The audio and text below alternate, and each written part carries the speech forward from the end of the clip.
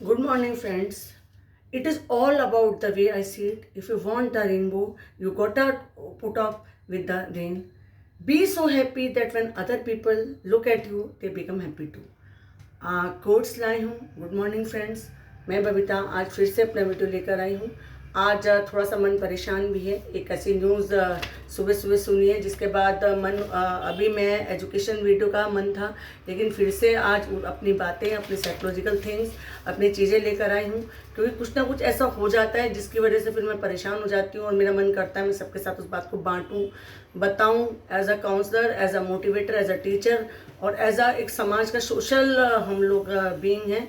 हमें थोड़ा बहुत अगर हम कहते हैं ना रेज योर वॉइस, अगर आपको कहीं कुछ गलत होता हुआ दिख रहा है तो आप उसके लिए अपने वॉइस को रेज कीजिए. जब मैं अपने स्टूडेंट्स को बोलती हूँ तो कोई चीज़ अगर मुझे लग रहा है कि मुझे बोलनी चाहिए तो वो मुझे बोलनी चाहिए. ऐसा मेरा मन में आया है, मैं उसके बारे में भी बात करूँगी. लेकिन हमेशा की तरह मैं कुछ अपने कोट्स लाई हूँ जिसके बारे में बात करेंगे. It is all about the way I see it. If you want the rainbow, you gotta put up with the rain. Be so happy that when other people look at you, they become happy too. Third, be led by the dreams in your heart. Fourth, we cannot direct the wind, but we can adjust the sails. Fifth one, be the change that you wish to see in the world. Sixth one, be so happy and spread positivity around you. We all are unique. Nobody is same like other.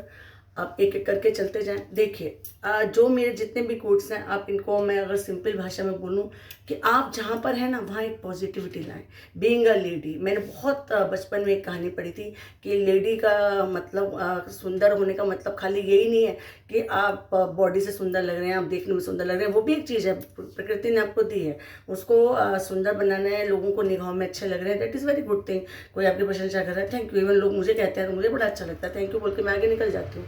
लेकिन being a lady, आपका सोचने का तरीका, आपका बोलने का तरीका, दूसरे को आप क्या महसूस करा रहे हैं, अपने चारों तरफ के वातावरण में क्या महसूस कर रहे हैं, किसी की कमी को कहाँ ढक रहे हैं, किसी की नाराज़गी को कैसे ख़त्म कर रहे हैं, वो भी आपका एक समझदार लेडी का एक सुंदरता है.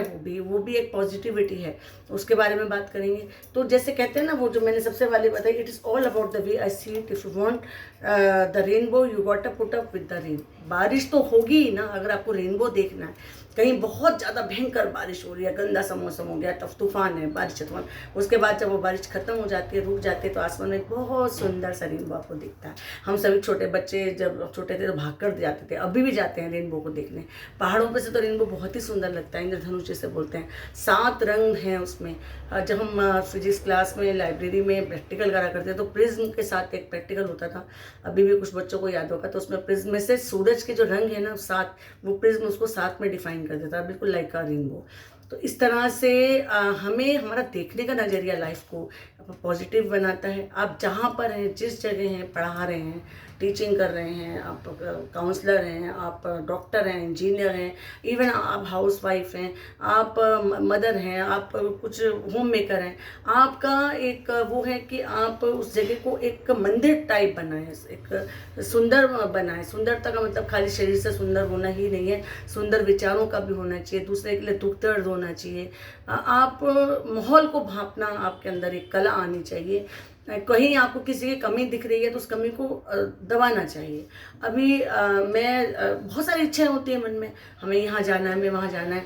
आप प्रभु से मांगते हुए चलिए, आप ईश्वर से मांगते हुए चलिए कि हमारे का ये काम हो जाए, हमारा वो काम हो जाए, लेकिन किसी से ईर्ष्या भाव अपने मन में ना रखिए. Be so happy and spread positive around. इतना खुश रहना है कि आपको देख के दूसरे लोग खुश हो जाएं और पॉजिटिविटी आपके चारों तरफ हो जाए. Be the change that you wish to see in the world. अगर आप चाहते हैं ना दूसरा भी प्रसन्न रहे, दूसरे की खुशी में प्रसन्न होना भी सीखिए.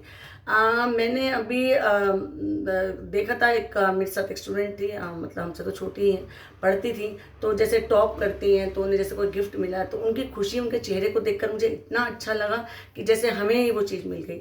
करके तो देखिए, मांगिए ईश्वर से, लोगों से ईर्ष्या करनी बंद कीजिए, उनकी खुशी में खुश होना शुरू कीजिए, है ना. तो आप देखना कि धीरे धीरे वातावरण चाहो तो पॉजिटिव हो जाता है. किसी को हर वक्त लेग पुल नहीं करनी है, लोगों को नीचे नहीं खींचना है.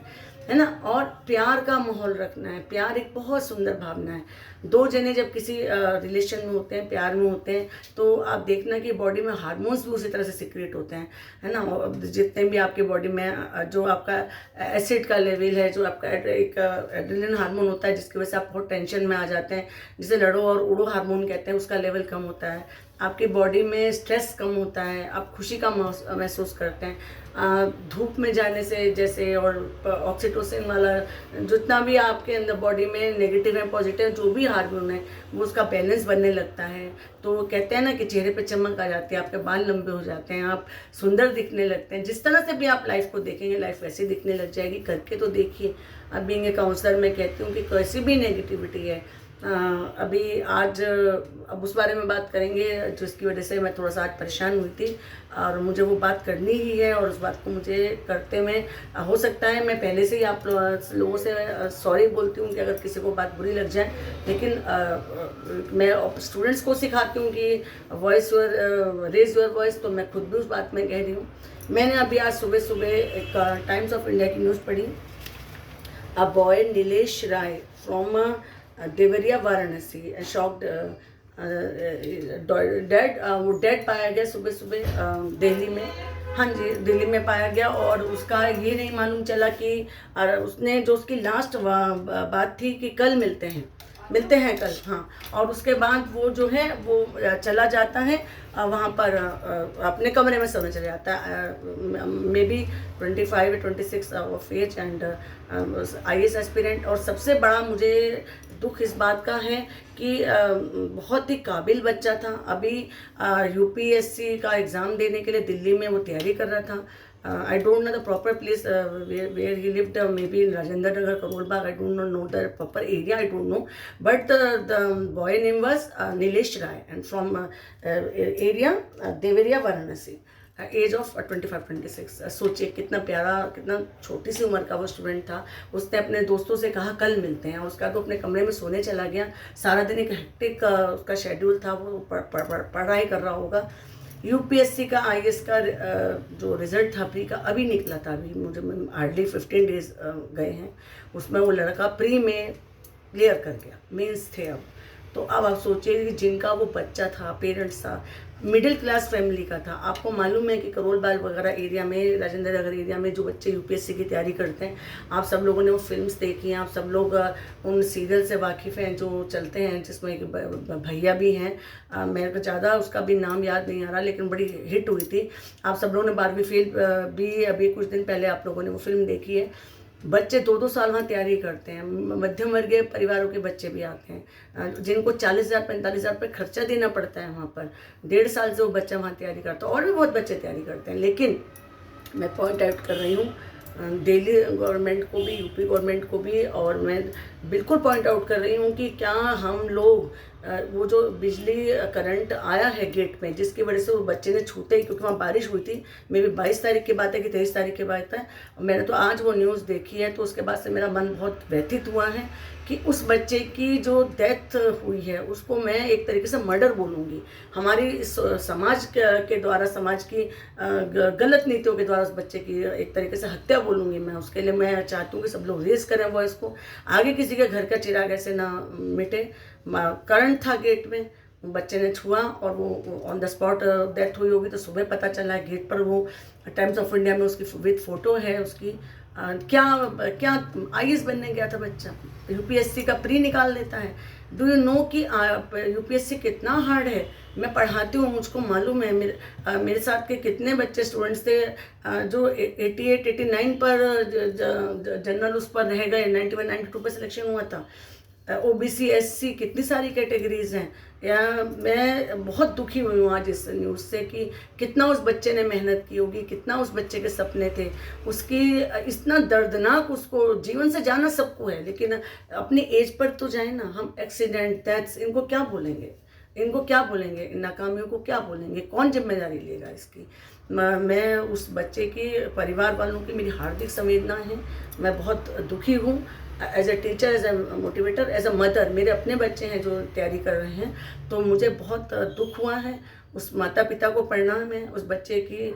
ईश्वर को मैं नहीं जानती, ईश्वर जानता है किसकी कितनी एज है। कहते हैं ना कि आप कुछ नहीं जानते हैं, कि आपको कब जाना है आप नहीं जानते हैं। लेकिन इस तरह की दर्दनाक मौत का मुझे बहुत गहरा दुख हुआ है। हम लोग बचा सकते थे, यंग इतने काबिल बच्चे को हम बचा सकते थे। गेट पर करंट था, पानी था नीचे, नंगा वायर शायद उस गेट पर लग रहा था। मेरी हाथ जोड़कर प्रार्थना है, अगर मेरी वीडियो को भी अथॉरिटीज़ वगैरह देखते हैं तो प्लीज़ आप सड़क के गड्ढे, ये वायर्स, बारिश के दिनों में खासी एहतियात रखना। और स्टूडेंट्स को भी मैं ये बात कहूँगी कि जब तक बहुत तेज़ बारिश है आप लोग बाहर ना निकलें, थोड़ा सा सेफ रहें। आपकी सेफ्टी आपके अंदर है। आप एक सपनों की दुनिया में अपने घर छोड़ के बाहर आते हैं, कुछ बनने के लिए आते हैं, तो अपनी जान थोड़े ही हमें देनी है। हमें कुछ बनना है, कुछ करना है, कुछ करके दिखाना है। हार्दिक संवेदना उस परिवार के लिए, उस जगह के लिए, उसके दोस्तों के लिए, उसकी बहन के लिए, और जिन्होंने ये वीडियो शेयर करी थी उन सर के लिए मेरी बहुत ज़्यादा हार्दिक संवेदनाएं। उस परिवार के साथ हैं हम, और रेस करना है इस बात को कि अथॉरिटीज़ तक ये बात जाए। जो लोग इस तरह से इलेक्ट्रिसिटी को बचाते हैं, करते हैं, जो भी इसमें दोषी है उनको देखा जाए, उनको उनके दोष को सिद्ध किया जाए। दिल्ली गवर्नमेंट से भी मेरी प्रार्थना है, as a teacher, as a motivator, आप प्लीज़ इसमें कोई सख्त कदम उठाइए। और नीलेश राय के लिए हमारी यही श्रद्धांजलि होगी कि आगे किसी बच्चे का इस तरह से एक्सीडेंट ना हो। आपको खुद की जिम्मेदारी है, आपको खुद को सेफ रखना है, आपको खुद की आपकी जिम्मेदारी है। फिर से मैं अपनी एक दूसरी बात कहूँगी, कांवड़ का माहौल है। हम यूपी में रहते हैं, मेरठ दिल्ली का जो हमारा एक्सप्रेस वे है उस पर, और जो दूसरे भी रास्ते हैं उस टाइम बंद हो जाते हैं। मैं किसी श्रद्धा से, मैं खुद बहुत बड़ी ईश्वर की भक्त हूँ, शिव की, मैं हमेशा ये बात कहती हूँ, लेकिन उसका भी एक प्रॉपर इंतजाम होना चाहिए। रास्ते में एक्सीडेंट हो जाते हैं, रास्ते में तोड़फोड़ हो जाती है। हम धर्म के नाम पर ये तोड़फोड़ को क्यों मंजूरी देते हैं? हमें बहुत एहतियात से चलना चाहिए। कांवड़ियों, आपकी श्रद्धा शिव जी के प्रति है, आप अपनी श्रद्धा को अपनाइए। जो अथॉरिटीज़ हैं वो बहुत देख कर चलें, और ताकि जो नॉर्मल जनमानस है ना, वो इस तरह की हरकतें जो अखबारों में आती हैं कि यहाँ झगड़ा हो गया, वहाँ झगड़ा हो गया, इससे बाज आए हम लोग। और जो एक सचमुच में तरक्की है ना देश की, उसको करें, बजाय कि हम छोटी छोटी बातों पे झगड़ा करें, हम लोग बातों को बढ़ावा दें। मेरी हाथ जोड़कर प्रार्थना है, त्योहार को त्योहार रहने दें, और अपना थोड़ा सा भी एक दिल में लोगों के लिए करुणा भाव लेकर चलें। यही हमारा सच्चे अर्थों में देशभक्ति होगी, और यही हमारे देश की भाईचारा होगी। नमस्कार, आज अपनी वाणी को यहीं विराम देती हूँ। आगे फिर किसी बात पर चर्चा करेंगे। नमस्कार, धन्यवाद।